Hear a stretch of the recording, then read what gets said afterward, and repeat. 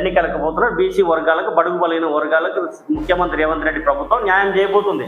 So ఇప్పుడు ఈ వీళ్ళందరూ బీజేపీ బీఆర్ఎస్ డైలామాలో పడ్డాటే. ఇప్పుడు బీజేపీ బీఆర్ఎస్ రెండు పార్టీలు డైలామాలో పడ్డాటే. ఎందుకంటే ఇప్పుడు ప్రభుత్వం ఓటు ఒకవేళ ఇచ్చింటే అధికారికంగా 42% అన్ని పార్టీలు ఇవ్వాల్సింది వస్తుంది. కానీ ఇప్పుడు ఏమైంది, ప్రభుత్వం పార్టీ పరంగా ముఖ్యమంత్రి రేవంత్ రెడ్డి గారి ప్రభుత్వం, కాంగ్రెస్ పార్టీ బీసీలకు 42% పార్టీ పరంగా ఇచ్చుకుంటూ ఎన్నికలకు వెళ్ళడానికి డిసైడ్ అయింది. అందులో కూడా ఇంకోటి, ఈ ఇద్దరి పిల్లల నిబంధన కూడా ఎత్తివేసే అంశం పైన పునరాలోచన చేస్తుంది.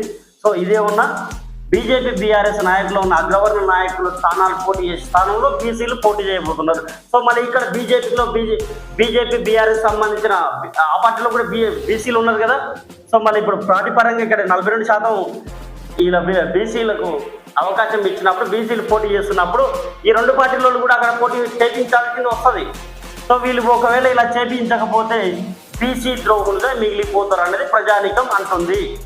సో మరి ఇప్పుడు వీళ్ళు ఏం చేస్తారు అనేది అంశాలపైన ఎలాంటి స్టెప్ తీసుకుంటారు, మన వాళ్ళు కూడా బీసీలకు ఇచ్చిన చోటనే వాళ్ళు బీసీలకు అవకాశం ఇస్తారా?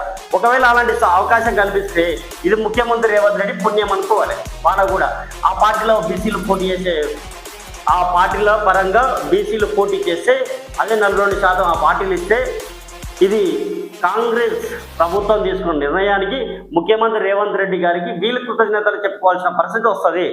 ఎట్టికేలకు ముఖ్యమంత్రి రేవంత్ రెడ్డి నిర్ణయం, ప్రభుత్వ నిర్ణయం, పార్టీ నిర్ణయం మొత్తానికి బీసీలకు, బడుగు బలైన వర్గాలకు ఒక రాజ్యాధికారానికి ఒక కొలిమెట్టు పడినట్టు కనిపిస్తుంది. కొందరు అధికారికంగా రాకుండా అడ్డుకున్నారు, కానీ పార్టీ పరంగా వెళ్తున్నారు. చూడాలి మరి ఏ విధంగా స్టెప్. నిజంగా ఈ 42% కాంగ్రెస్ పార్టీ కూడా అమలు చేస్తుందా? ఒకవేళ అమలు చేస్తే వాళ్ళు డైలామాలో పడినట్టే అనేది ప్రజలు కూడా భావిస్తున్నారు. సో మిగతా వార్తలకు వెళ్దాం ప్రజలు.